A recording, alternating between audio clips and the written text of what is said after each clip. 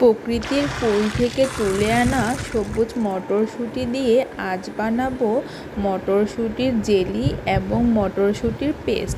এজন্য তুলে আনা মটরশুঁটিগুলোকে প্রকৃতির জলধারায় কিছুক্ষণ ভিজিয়ে রেখে তারপর তুলে নিয়ে বাড়িতে গিয়ে আবার স্বচ্ছ জলে ধুয়ে বড় জাঁতাকলে পিষে নিব। জাঁতাকল থেকে বেরিয়ে আসবে স্বচ্ছ ঘন সবুজ রঙের মটরশুঁটির পেস্ট। এভাবে সবগুলো মটরশুঁটি পেস্ট করার পর পেস্টগুলোকে আমি সুন্দর করে সবগুলো এক জায়গায় জড়ো করে একটি সাদা মার্কিন কাপড়ে নিয়ে ছেঁকে নিব। এভাবে ছেঁকে নেওয়ার পর আলাদা হয়ে যাবে মটরশুঁটির সবুজ তরল আর মার্কিন কাপড়ে পড়ে থাকবে ঘন পেস্ট। এখন এই সবুজ তরলটুকু অন্য একটি পাত্রে ঢেলে নিয়ে আমি একটি চুলায় অনেকক্ষণ ফুটিয়ে নিব। ফুটতে ফুটতে যখন পেস্টটা ঘন আঠালো পদার্থে পরিণত হয়ে আসবে তখন এই পেস্টটাকে অন্য একটি পাত্রে নিয়ে খোলা জায়গায় রেখে দিব ঢাকনা দিয়ে ঢেকে। তারপর অনেকক্ষণ অপেক্ষা করব।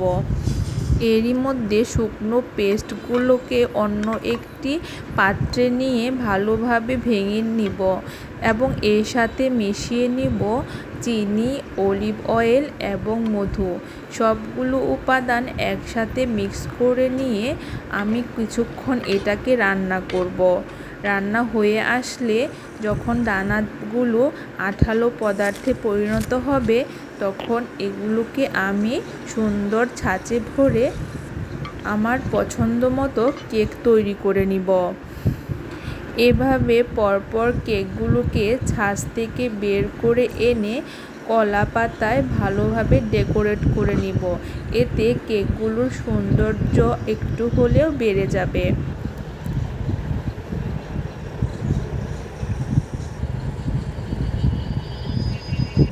এর মাঝে দেখে নিব আমার জেলিটা শক্ত হয়ে গেছে কিনা। জেলিটা শক্ত হয়ে আসলে আমি আমার পছন্দ মতো স্লাইস করে নেব। এবার স্লাইসগুলোকে সুন্দর একটি পাত্রে নিয়ে আমার নিজের হাতে তৈরি করা সসগুলো এই স্লাইসের উপর দিয়ে দিব। এরপর প্রকৃতির কোলে বসে আমি আমার নিজের হাতে তৈরি করা মটরশুঁটির জেলি এবং মটরশুঁটির কেকগুলো প্রকৃতির কোলে বসে বসে উপভোগ করব।